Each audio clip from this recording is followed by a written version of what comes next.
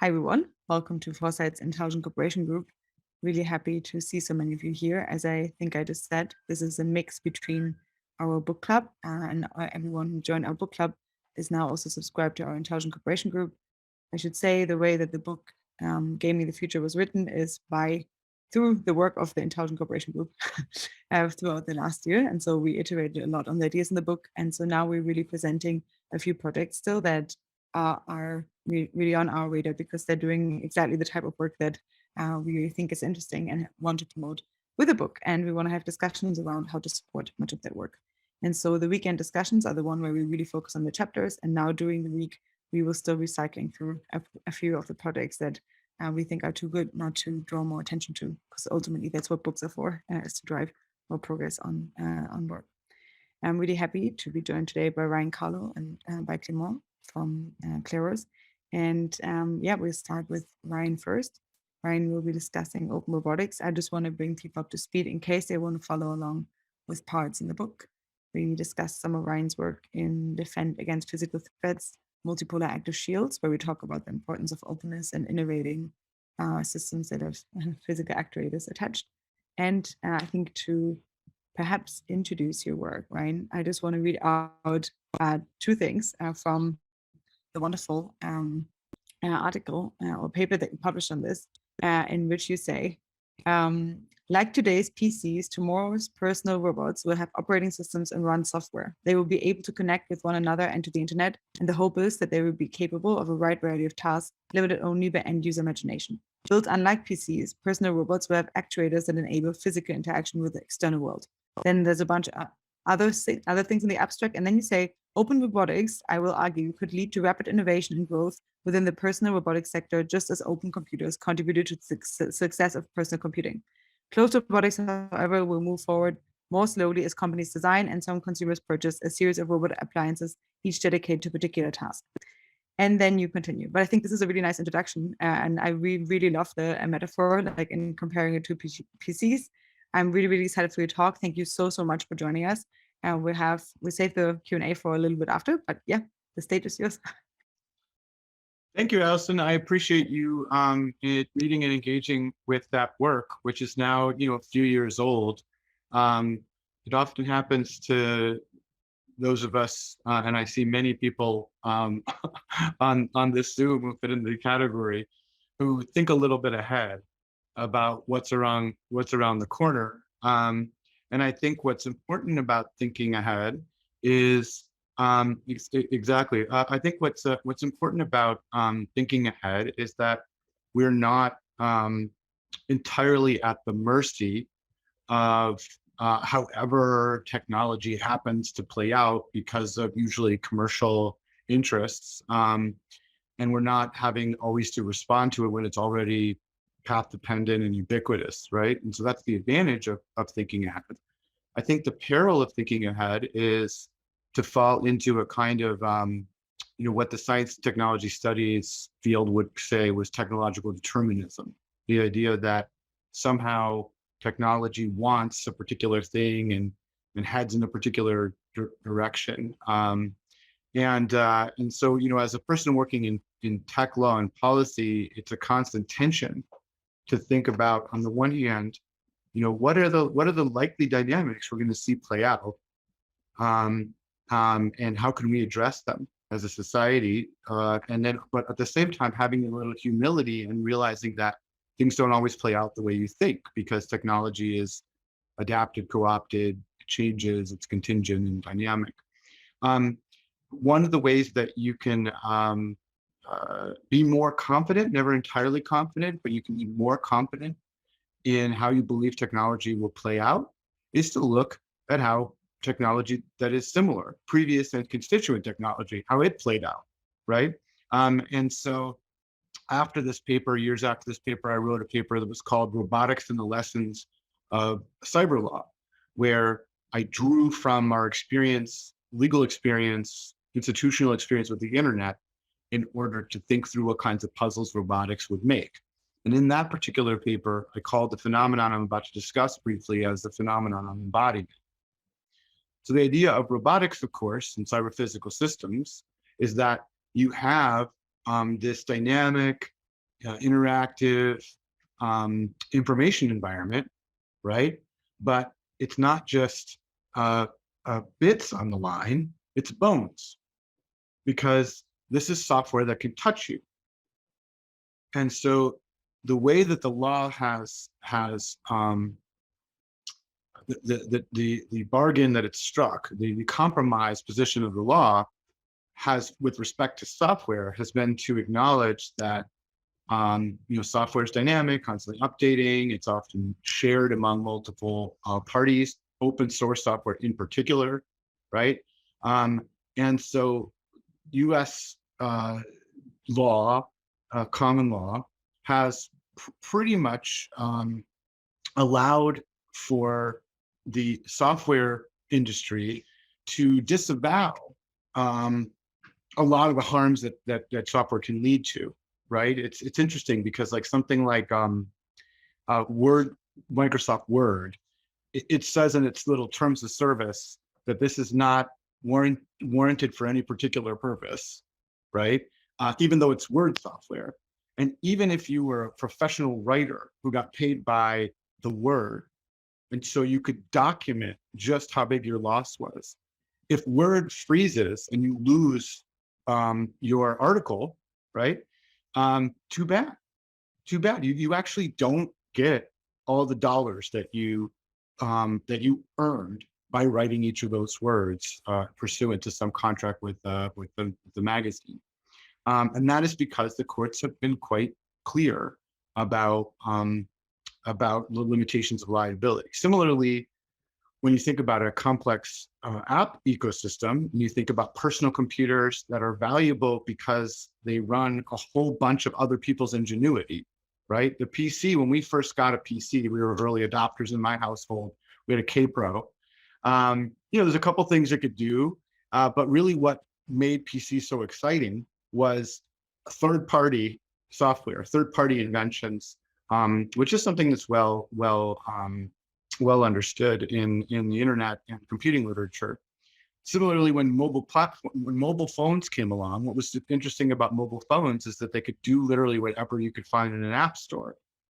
And frankly, what's interesting about websites is that they can host an arbitrary amount of different kinds of third-party content. But again, the law stepped in to domesticate the situation and said, well, we're not going to attribute third-party apps to the platform.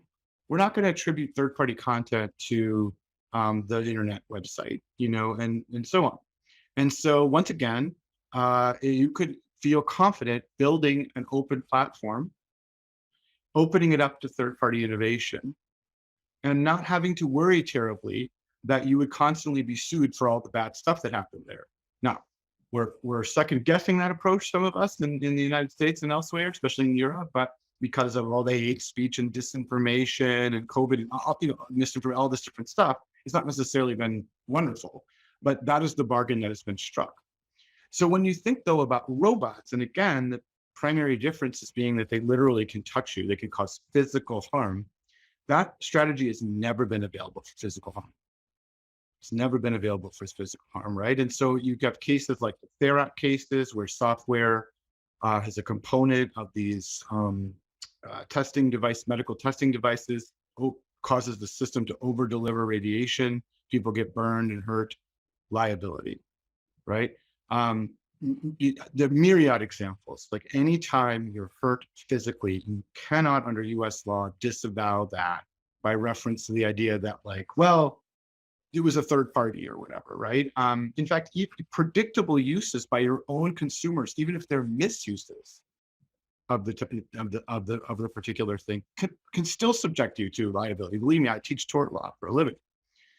So what does that do for all these folks these days who are trying to build these really cool robots on a platform model? For example, We Robot is my big conference that I run with Michael Frunken and Kate Darling, and our wonderful program committee every year. We are sponsored this year by Everyday Robots, which is a Google X spinoff. And they literally want to put a robot in your home. And the value add for all things Google is the rich app ecosystem that will evolve. People teaching the robot to do things, people sharing what they taught, people writing third-party software. And yet, If somebody teaches it to juggle knives, just everyday robots want to be on the hook for all of that potential liability. And so we face a real question.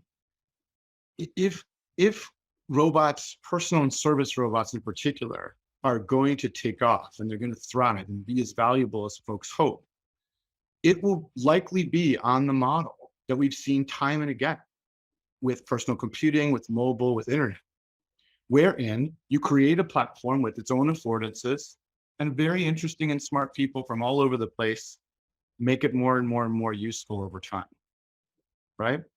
But now that you could actually get hurt or have your property be damaged, well, guess what? Anybody who gets hurt by an everyday robot, irrespective of what the source of the harm was, even if it was open source software from a third, from a third party and all that community, you're going to sue the robot that hurt. You're going to sue the manufacturer of the robot that hurt you, which will then in turn create an incentive for everyday robots, just picking on them. They seem like a wonderful, interesting company to me. They will then have an incentive to closely police what makes it into their ecosystem, which will, I argue, in turn limit the ingenuity available on that platform. And this is not just true of everyday robots, of course. It's what Amazon envisions, it seems to me, as an outside observer for its Astro. It is long been what the healthcare industry imagines for its hospital-based personal service robots, and so on and so on. So, I think our task, and, some of us on this call, like I've been talking to Peter Eckersley, for example, about this topic for, gosh, Peter, how long? 15 years. And so it's not news to everybody, but it still remains a fundamental challenge. And I think what's been surprising to me has been, frankly, the lag. I thought it would be a lot earlier we confront this head on. But I think the truth of the matter is that robotics is really hard.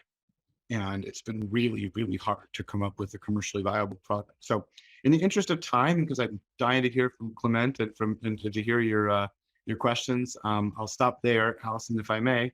But thank you again for the opportunity and for revisiting my work. I did have a question. So this actually goes towards something that you said earlier about, and I'm paraphrasing here, so forgive me if I get this wrong, but about if for instance, Microsoft Word has an error and the author loses all of this potential income, there's not really a case in the same way that you would have with some other kind of product. Can you kind of explain why that's the case? I know Joshua Fairfield has, in some of his papers, he describes the courts having a difficulty transitioning from the physical, there's, if you have a violation of a physical entry, that's obviously a security violation and the courts can see that, but they might not recognize, for instance, like an attack on a remote server in the same way. So is it just kind of like the courts not understanding the non-physical aspect of things, or what's going on there? Well, that's a great question. So I think it's several fold. Okay. So so first of all, how does it work mechanically? The way it works mechanically is that you are able to, as a software manufacturer, to disavow through basically disclaimer and warranty, to disavow responsibility for economic loss or other sorts of losses that you have from using the software, right? So for example, you have a super important deal, you're on Zoom, and your Zoom freezes and you lose the deal, and you think you would have gotten it. You would have gotten it had it not frozen. You can't go and sue Zoom for the $1 billion you would have made buying Twitter, right? And so, and that has to do in a bit with like sort of how, has to do kind of with the ability for them to disavow that. But in contemporary products liability law and in tort generally in the United States, you may not disavow physical harm. So that's the mechanism. Another mechanism for it is that whether by socialization or through laws like Section 230, we have shielded platforms from liability for third-party content on the platform. And so companies have successfully invoked Section 230, this US law pertaining to the internet, in order to defend themselves against bad stuff that happens to people because of apps that they download onto their phone. There are limits, and there are cases that are sort of testing those limits right now, like Lemon v. Snap, which is, allowing a suit to go forward essentially for a poorly designed app that incentivized people to drive too fast while the app was engaged. But that lawsuit is against the app manufacturer, not against Apple or Android or anybody else, right? So that's the mechanism. Why is it done? It's done for a number of reasons, but it has to do with a bit with the sort of not wanting to kill the golden, the goose that laid the golden egg. I mean, look at our tech sector. I mean, most of the top 10 companies by market cap are in the tech sector in the United States, right? And if you were not to immunize them in the ways that I'm describing, there would be real limits. So I don't know if that's precisely responsive, Kate, but it's a great question, and I agree with Josh that they struggle. I don't know if Kate wants to respond. No, okay. I will get to a question from Micah in the chat, which is, are there any countries that don't default to if it can harm you, you can sue? Yes. I think there are many countries that don't do that. And I would, one of the things that has been so interesting to me as an outside observer is to look at the proposed EU artificial intelligence legislation.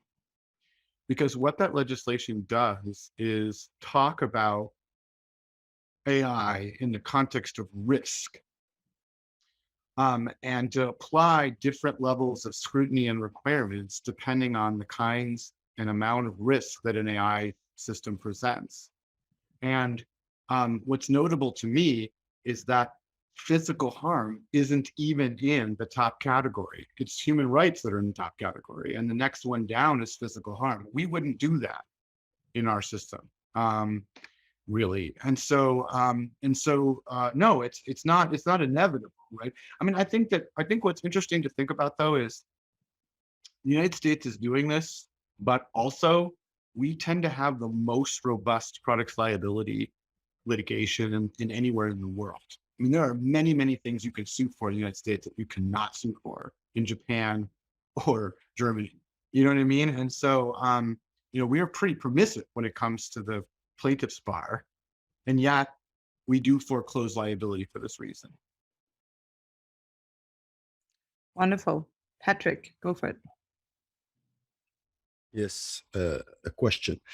Do you think that kind of problem could be not necessarily avoided, but diminished if we have a different kind of development of the robot general AI general, in the sense that if the robot would be developed much sooner, let's say at a smaller stage of its development, which it would be less dangerous, and who would learn in the real life situation, has the baby, has a kid, and that way he would be much less dangerous at the beginning. He would learn the life, and so that's for the aspect of being dangerous. And on the other side, his development could be in some, let's say,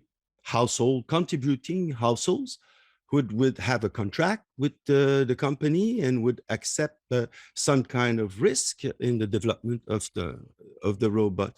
So I think the problem is also the way we conceive the conception, the development of the technology. And that could be the same for many, many kinds of technology. AI also, I think. That's a great question, Patrick. I'm going to answer you a bit orthogonally, but I hope it's satisfactory. So there are multiple ways to make robots and artificial intelligence in the home or in the hospital or in the factory, wherever, more useful. One of them is to permit third-party applications, but another is that the system would learn over time, would grow up in a sense, and perhaps even unlock capabilities as it matured. Certainly that is a very interesting prospect. Whereas my concern about the open robotic systems is that there will be too much liability, and hence they will incentivize platforms to lock their robots down. I have actually the opposite concern about the world that you're posing, which is that what might end up happening is that we might end up seeing emergent behavior, in the sense of behavior that nobody in the picture knew would happen, right? It's relatively predictable that a Roomba would fall down some stairs, right? But it's a lot less predictable that a Roomba would, I don't know, cheat on your taxes or something like that, right? And so the truth of the matter is that you have truly emergent behavior that was neither foreseen nor foreseeable to the manufacturer. Then principles of proximate causation in U.S. tort law would interrupt liability and not hold you liable for something that you couldn't foresee. The example that I often give is, imagine a driverless car that is a hybrid between gas and electric, and not only drives you, but learns how to be more efficient over time. And the system learns that it is more efficient when it starts off with a full battery. And one night, the people that own this vehicle put it in the garage and forget to plug it in. And the system says, no problem, I'll just turn on the gas engine. That way, tomorrow we'll be all charged up. But that kills everybody in the house due to carbon monoxide poisoning. And when you go to the engineers and you say, your car killed a family, the engineers say, we had no idea. We didn't even know that was a kind of harm that could happen. We had no idea it would behave that way. It seemed to have learned this behavior, and they would be off the hook. And hence you would have the prospect of victims without perpetrators, right? So I think whatever direction robotics takes, whether it's the learning or the third parties, there will be legal challenges, in my opinion. Thank you. Peter. Yeah, I'm wondering, Ryan, what if you have a vision of a preferred regime, because it really seems like the ideal legal regime and degree of liability is quite complicated for all of these cases. You know, if it's an app ecosystem, there is a really complicated negotiation between technical negotiation between the platform maker and startups that are coming in, may not have enough capital to soak up the liability of the experiments they're running. Or in the case you're talking about, you know, learning systems where conceptually, philosophically, maybe we start to think the car's liable, but we're not going to go there in practice. Like, everyone's going to run that stuff through, you know, the company that pushed the learning update. I think that's where we're going to wind up. But do you have a place that you'd like this liability regime to equilibrate? Yeah, and Peter, great question. And I remember you and I sitting in EFF's conference room talking about this. Do you remember that? Like when it was on Shotwell. So at the end of the day, I think that there's going to be an important role for two things. Number one, U.S. tort law has in the past applied strict liability for emerging technology until we started to appreciate precisely what the dangers were and how to avoid them. And over time, it shifted from strict to negligence. And so if there's myriad personal service robots that are learning, I think strict liability initially is probably appropriate. And then over time, much like with hot air balloons, once people figure out just how dangerous it is and how to avoid those dangers and what to expect around robots, then we can move to a negligence regime wherein there's still liability. So if the developers were careless, as in my opinion has occurred with driverless cars in some instances, and also according to the Department of Transportation. But there would be other instances where you could avoid liability just by showing that you did your best. In the open robotics perspective, there I fall back on insurance, but I'm not too satisfied with that, Peter, because as you know, initially it becomes incredibly difficult to insure robots because nobody knows what the actuarial should look like, right? And so, I mean, for example, when Willow Garage, the very pioneering open robotics group in California, when they started to let researchers use their PR2, which was an open robotic platform with 2 actuators and a lot of sensors, the insurance that they had to co-sign on was astronomical. It was like $10 million. It was like you could purposely take over a PR2 and try to do the kind of damage that they were insured for, and you would be unable to do it. You know what I mean? And that was a real limiter, right? And so I don't quite know the way out of that box, Peter. I got to be honest, and I'd love to hear what your thoughts are. Well, I guess if I were working in this space, I think I might be tempted to try to get as a platform to try to essentially insure the apps on my own platform. If I have deep enough pockets and enough appreciation of risk, then, if I'm a Google or an Amazon or something and I have a robotics platform, essentially I have to insure this thing. But then the question is, is there enough contractual, like, freedom to contract to allow that? It seems like probably yes. If I'm going to wind up with the liability by default anyway, I can just, if I have startups I'm allowing onto the platform, I have to essentially treat them as insurance customers. I have a technical team that assesses the risks of whatever they're doing. And that means I'm going to have to say no to a bunch of them.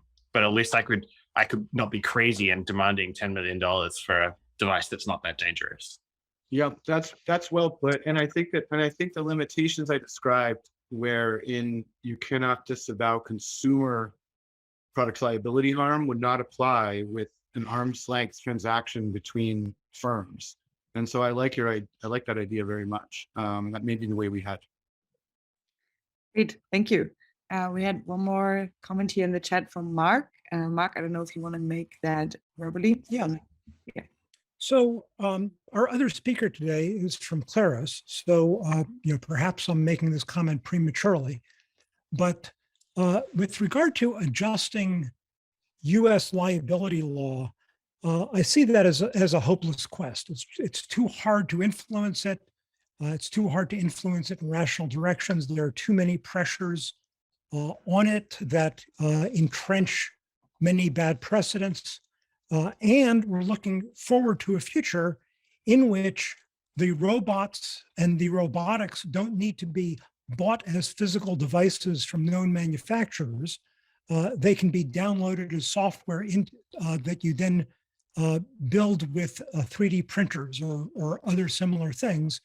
So one can do an end run around a lot of the barriers of the U.S. attitude towards liability by instead getting these things from pseudonymous parties over the internet, where there's no nimbus party to hold responsible.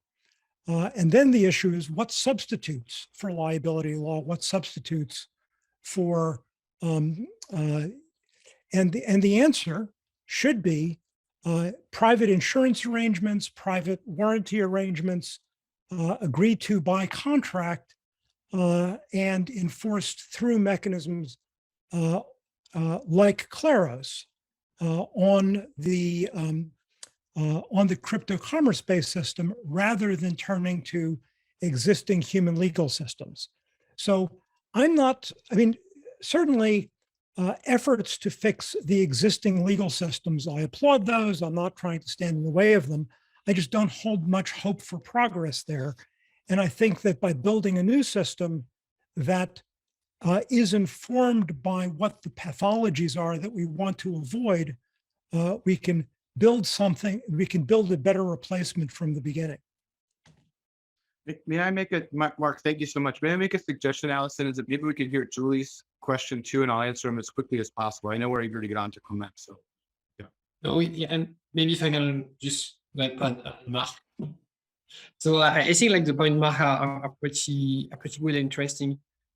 Because if we end up in a world where you need to have those use insurance before being able to release some software for robotics, it has implication on what the robotic would look like. And a world like that would look like you have a few big players like the equivalent of the GAFA, which would be able to like produce some software for robots because they have the ability to insure it. But you will not get this kind of like hacker kind of ecosystem that you have in the current software world.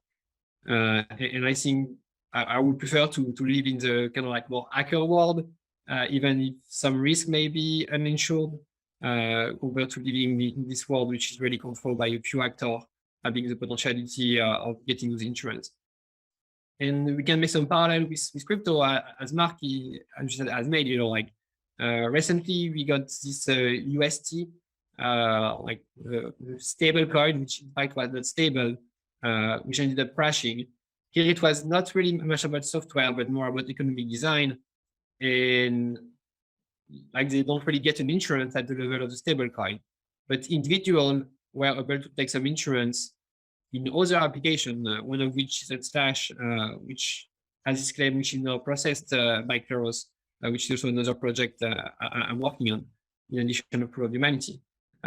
So I think we should go in the same direction if possible, or lobby the regulator to go in the same direction as classic software.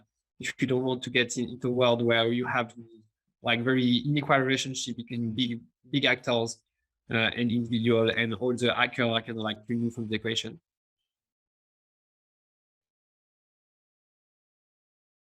Just want to add really quickly before hearing from Julie, if I may. Mark, I don't know whether or not some of the dynamics that you're identifying will play out. What I do know is that there is a pretty big tension between, if you want to build a sophisticated robot, you need a lot of capital and you need a lot of resources.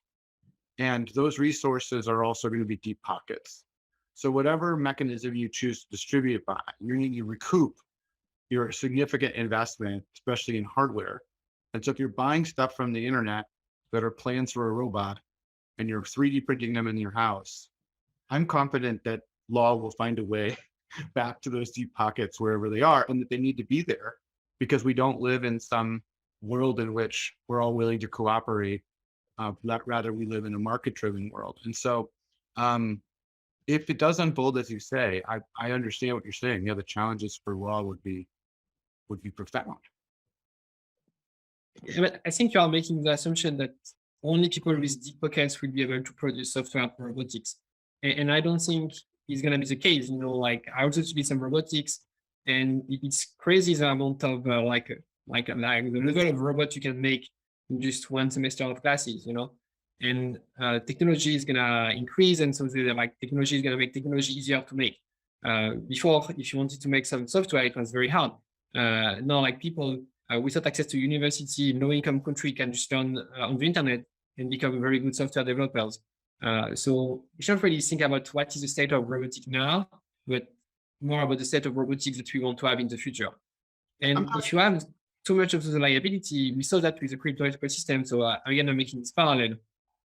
Bitcoin, like the founder was just anonymous. Why? Because before you got Liberty and all the founders were jailed. So if the states are aggressively forcing people for making robotic software, well, what we're going to see is probably the same thing as we saw with cryptocurrencies.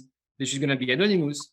At some point, the state are going to say, well, it's become too big, like there are too many hackers making robotic software, we can't share all of them. And then the state may kind of like relax their rule on it. And we may end up into a state similar to what we have crypto today. I'm talking about hardware. I mean, that's what I'm talking about, right? I mean, software, I agree. Hardware, every innovation in robotics requires an entire PhD behind it. I mean, I'm on PhD committees where all the person is doing is integrating two different sensors better.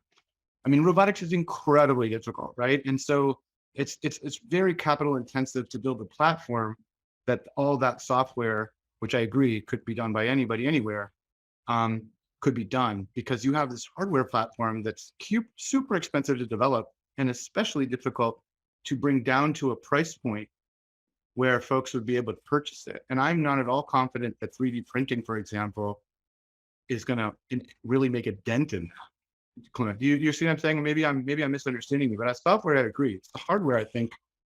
Anyway, I've gone on. I'm not that much thinking about 3D printing. I'm more thinking about people having robots where they can put the software that they want on the robots.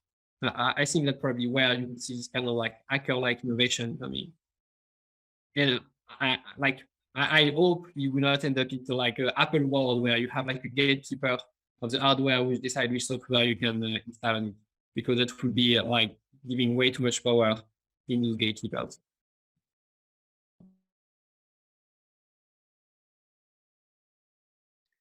I don't know if Mark wants to make a comment on this, or otherwise we can go to Chibi. Well, the economics of building devices, building robotic hardware are certainly like Ryan is describing today, but my comment was really projecting forward. And for many of the devices that people might like to have, which they can't have under current conditions because of maladaptive policies enforced by U.S. liability law and the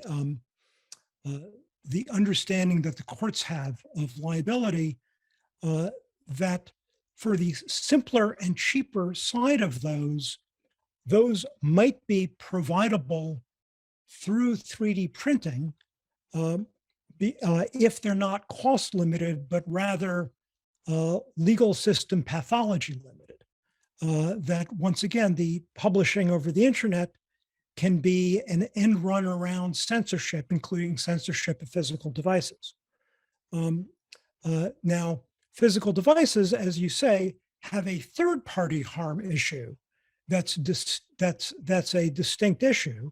And that's why I think the Kleros kind of mechanism becomes very important to try to figure out how that can contribute to a world where you don't have centralized parties and centralized imposition of torts. You have pseudonymous players, but you might have voluntary arrangements that try to create better credibility and confidence by having the arrangement itself voluntarily make itself subject to certain kind of penalties under certain kinds of robust judgments, like a Kleros court.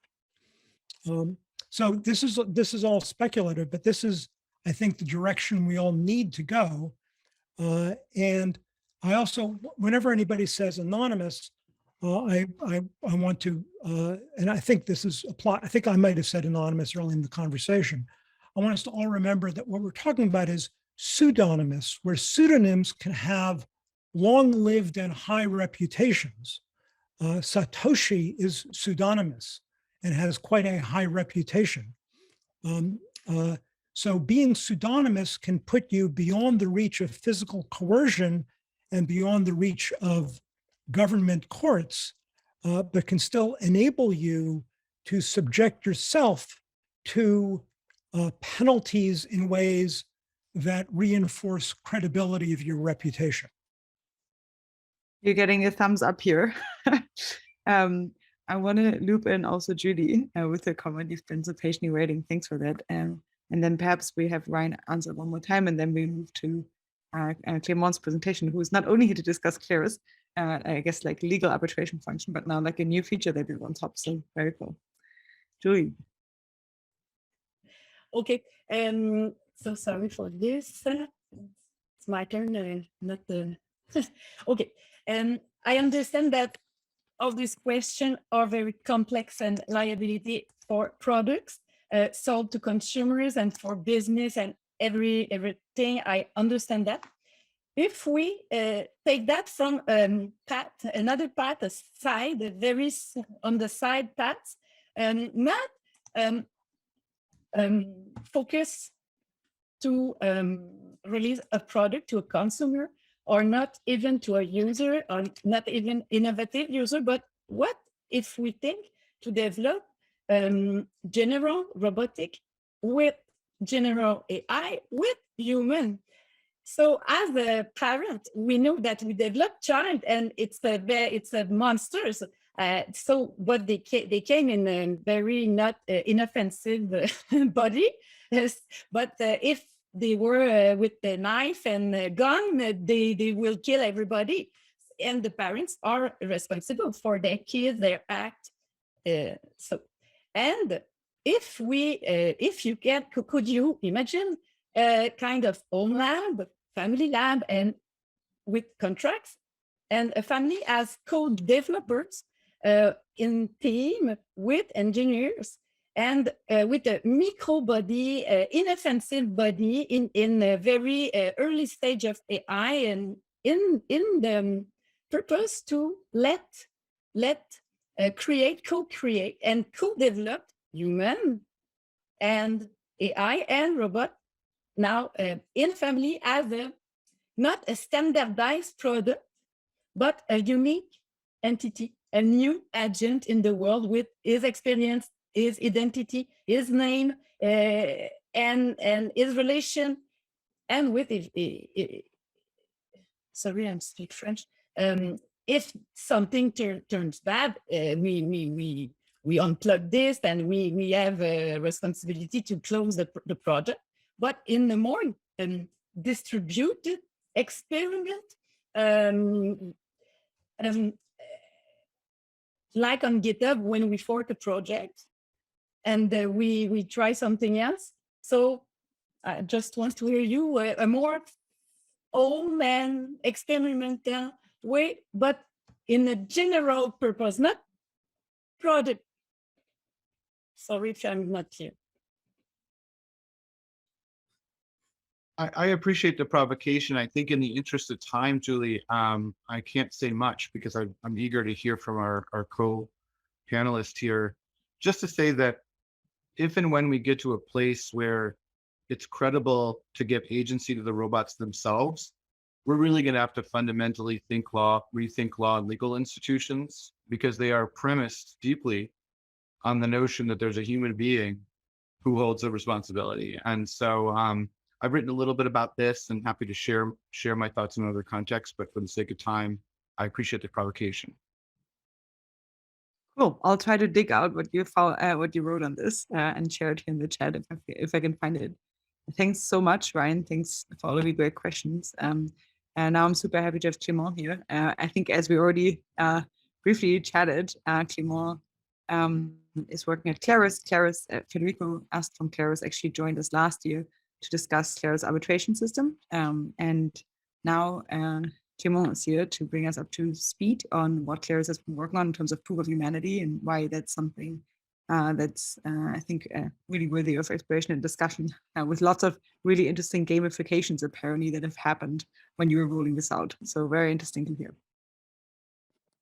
So hi everyone. So today, not gonna really talk as Kleros guy, but more as pro humanity guy. And we're gonna talk about first the civil problem. So let's say you want to give some UBI, you want to give some token, some money, anything to other humans. So you will say, okay, you can register, and you will give one token to everyone who will register. The problem if you do that is that you're gonna get robots or civil. People are just gonna make some program to register, and most of the tokens that you are gonna give are gonna be given to the civil, to the robots, instead of actual human wanting to use the system. So this has been quite a long problem since a long time. You know, like the first mention was during the civil attack paper of Dusser 20 years ago, and it still hasn't really been solved. And that's what we're working on at Proof of Humanity. People can like try to go around the problem. So for example, for most cryptocurrencies, they have been using mining. So they have been using proof of work, where they are going to give something, in this case, coin, voting power, block production capabilities, which are proportional to the computational power that someone can bring. So that's sort of the civil attack in some way, but that's something which is quite unequal. Like most people are not miners, and people having miners, well, they can have huge difference in the amount of miners they have, depending on the capitals they have. And also it's also extremely wasteful, like both for in terms of money and both in terms in ecological terms, where it's polluting for not much reasons. Now we are seeing systems which are moving to proof of stake, which are slightly better than proof of work, I would say, because at least it doesn't pollute, but it's still something which is very uneven, where you have people having large amount of capital, which then get large amount of reward or stake or vote into the proof of stake kind of systems. And actually, that's even true for Kleros. Like Kleros, in some way, is a proof of stake system. And now the question is, can we do something better than that? Can we just go to a system where every human get a similar power, similar reward? And that's what proof of humanity is all about, like preventing bots, preventing civil, preventing people from registering multiple times. So how will this work? So you have already some people which need to be in the registry in the first place. And if someone else wants to register, they're going to need one, to deposit and to put a small video about themselves, showing that they are a real human. And they are, so here, like we sort of video, I can show you like an example, like that was my video.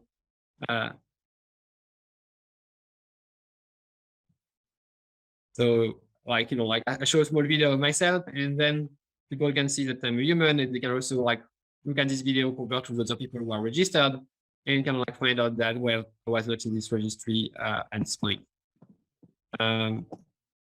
So yeah, after that, you also need one more thing, where you need someone to vouch for you. So here we have Ethan vouching for me, and now I have the deposit, I have a video, and I have someone vouching for me. So if you want to complain, I'm going to get registered, I'm going to get my deposit back, and now we have one more person in this registry who is like certified to be human by the registry. Now what can happen? We can have people who may try to register multiple times. First, we can only try this a small amount of time in parallel because you need to have people already registered to vouch for you. So in this case, if you have this attacker who tries to make another profile of himself, while he can vouch for himself one time, but he can only try to make one attack at a time. And that's where we're going to have Kleros coming. We can challenge bad registration, and we are going to explain why we challenge them. Maybe because they do not exist, because it's a duplicate, because maybe the submission was bad, like they missed a video or something like that. And that's going to create a Kleros case that's going to be sent to Kleros. Where Kleros is a dispute resolution system that Federica already told you about last year.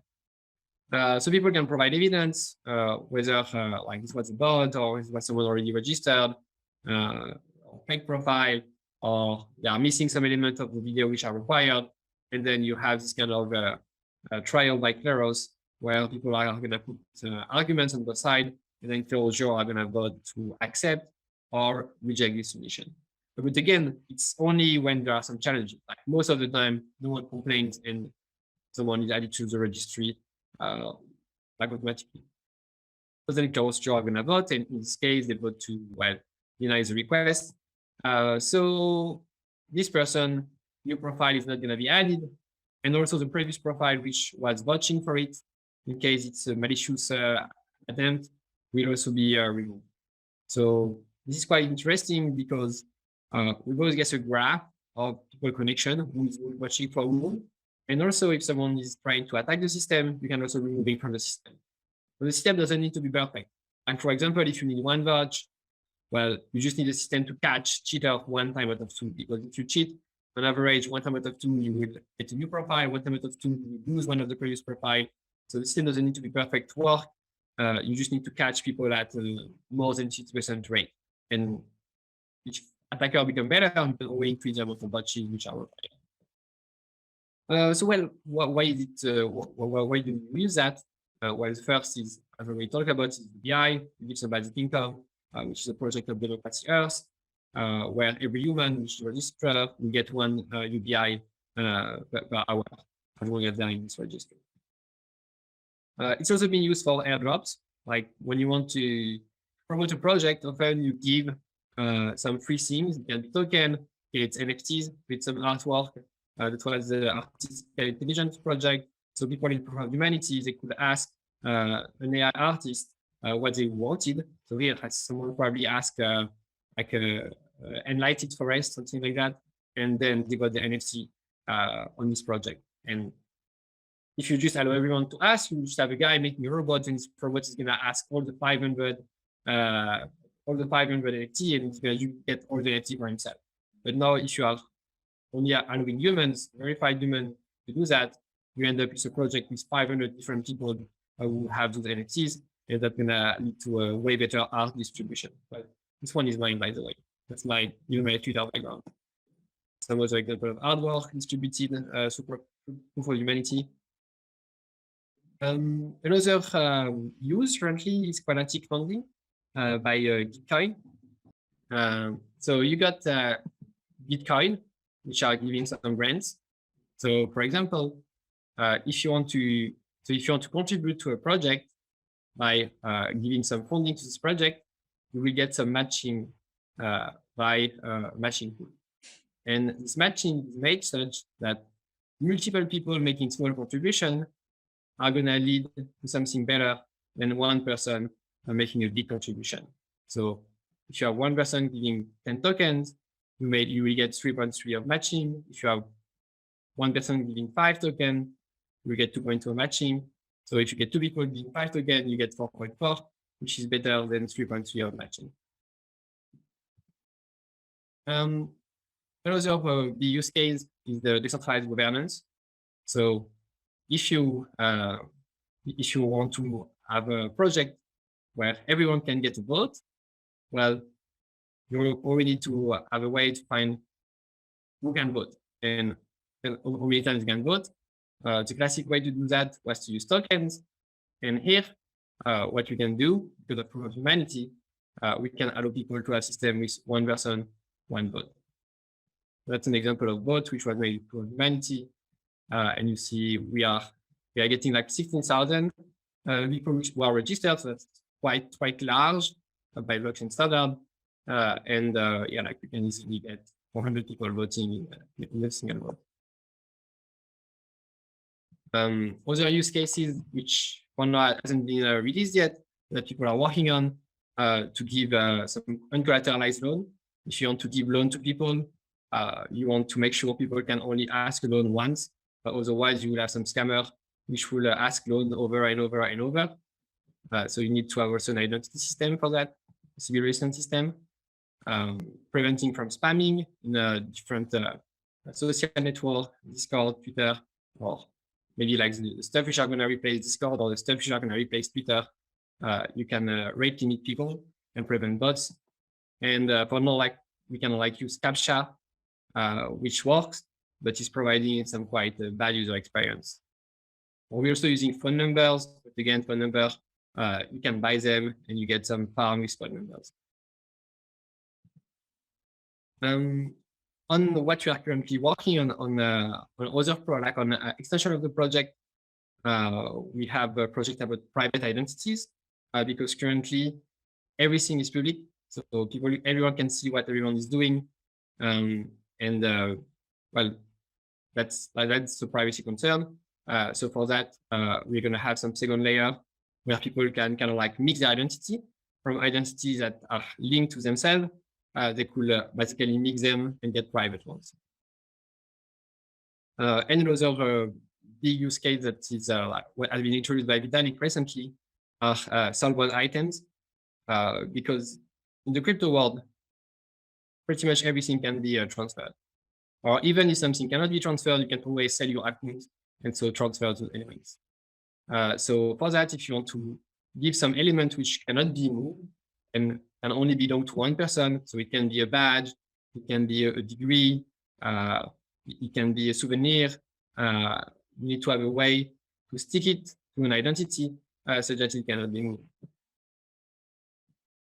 So that was the presentation of proof of humanity, and I will go for the questions. Thank you so much. Really appreciate it. Thanks for sharing the use cases. We have 2 comments immediately, one from Mark, and then we have another one from Micah, which I may read out. But Mark, you go first. Yeah. So you're very eloquent about the upsides of proof of humanity. I thought it was a very good presentation of all the benefits that follow from it. But there's also a lot of dangers of proof of humanity that we need to all be very clear about. Right now, the fact that the world of crypto commerce treats pseudonymous identities as first class is very liberating by creating an untrackable pseudonymous identity, by creating one that's not linked to a true name, in Werner Vinge's notion of true name, a physical corporeal self. That means that the physical corporeal self can be shielded from physical coercion in order to influence what the pseudonym does. And the classic example of that is Satoshi. At the point where Satoshi was operating, it was very unclear what kinds of pressures he would be subjected to if he were not pseudonymous, if he were linked to a corporeal identity. And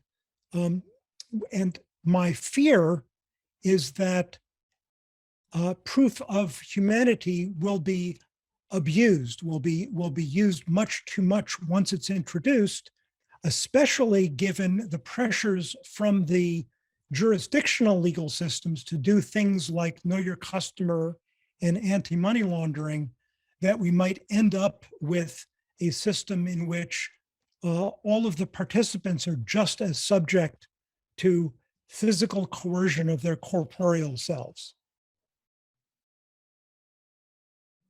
Yeah, so that's what I was talking about, being able to get anonymous identities.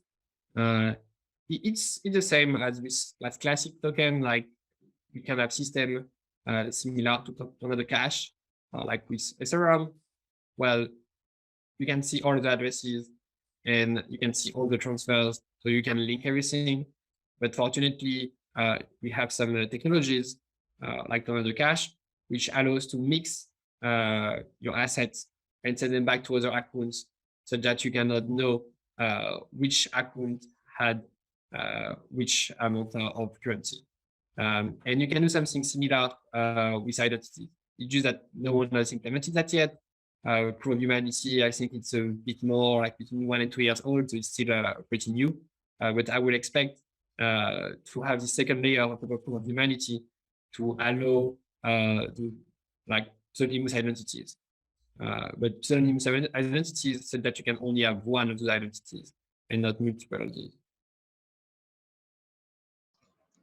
To comment briefly on that, you can definitely, so you could hypothetically, if you could prove humanity, and you could create a zero knowledge system that you basically supply a proof that says, I am a human and I have proved in that set somewhere, but I'm not going to tell you which one I am. So you're basically just creating a ZK proof that says, I am in that set of people that have proven they're humans, but you don't know which one. And I think that'd be the easiest way to maintain anonymity without divulging it. And that tech-wise, that's actually pretty easy. That's one of the simplest ZK proof systems you can do. Any other questions for Clément? Maybe I can answer Kate's question. Why do soulbound tokens need proof of humanity? Well, because otherwise you cannot soulbound them. Because if you imagine you just make a token or any asset which is non-transferable from an address, well, what you can do is you can just sell the address. You can make a Gnosis save, and you can sell this Gnosis save to someone else. You can say, yeah, okay, in this case, I will not allow smart contract addresses to interact with this contract. Well, first, that's pretty bad practice, because you are cutting yourself from all the users who are using smart contract addresses. And second, even if you do that, people will still sell the private key of this address, so they will not have perfect guarantee because now they will be two having the private key. But you could still imagine people trying to sell that. Now, if you want something to something linked to proof of humanity, well, the only solution if you want to sell it is to sell your whole proof of humanity profile, and you may not want to sell your whole proof of humanity profile. But that's still a potential problem. And actually, that has been one of the biggest problems that we had.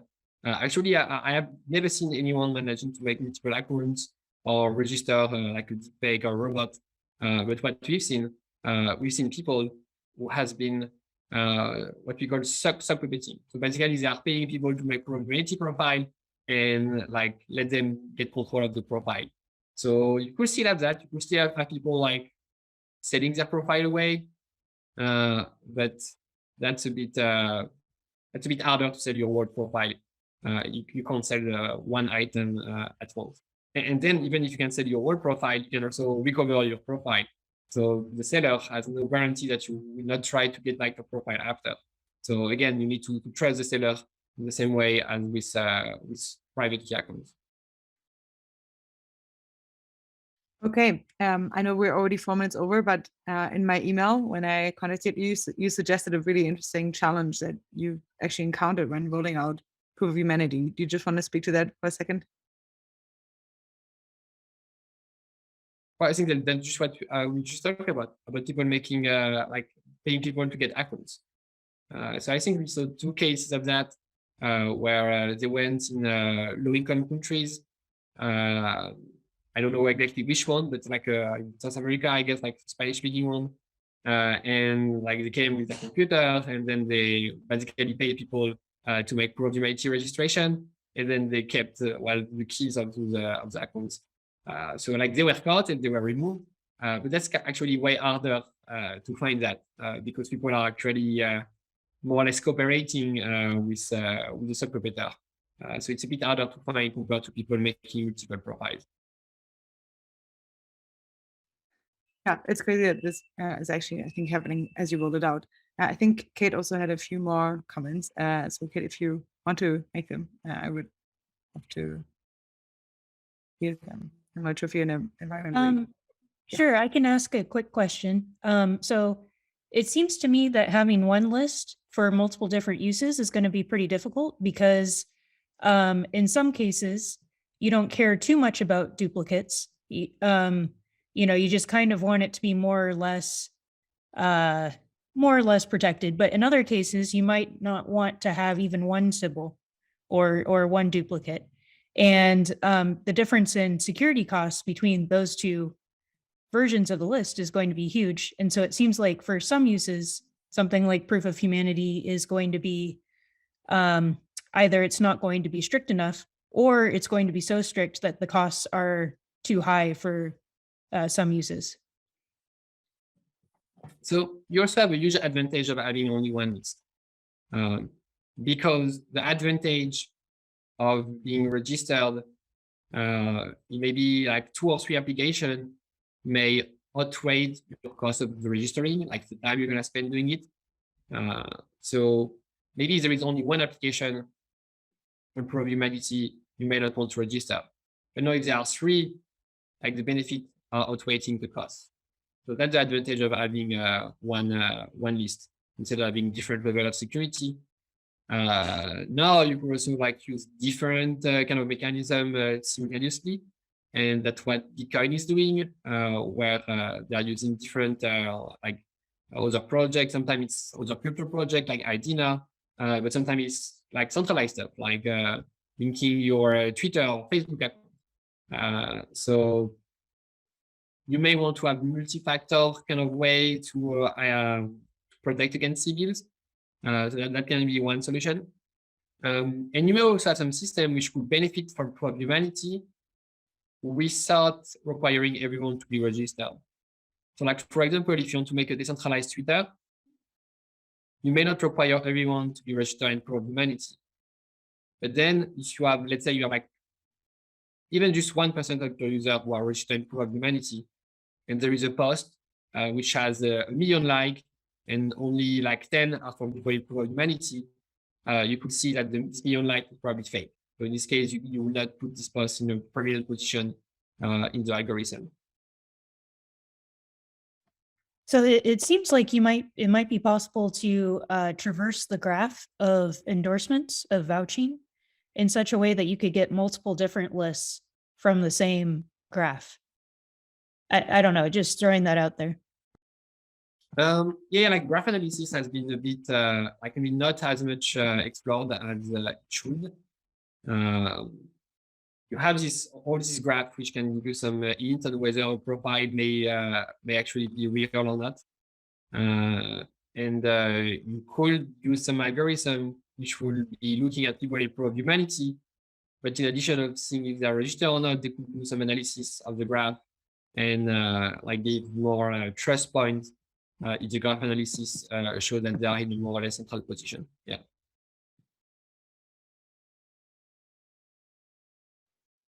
All right. Are there any more questions, comments? Yeah. Right now, with the normal pseudonymous way in which crypto commerce works, we see it very concretely as a liberating force for people under repressive regimes to do an end run around their repressive regime in order to engage in voluntary trade. In a proof of humanity system, the network of vouching through real world identities for people in a social system that itself is within a repressive regime, that seems like a very, very hard thing to get together. And this means that a proof of humanity system has the danger of denying individual humanity to the individuals within repressive regimes. Yeah, only if the regime, like by itself, try to prevent people from using proof of humanity. If you try to prevent a specific usage, again, you can use second layer solution to get anonymous identities. But then we could argue that, like regime can also forbid using internet. But it's not the reason not to have internet. They can forbid it. But what we can do is that the regime could only know that someone is registered in proof of humanity, but they would not know what they are doing with it. And again, that's not already implemented. Like that will only be when you have this kind of second layer projects.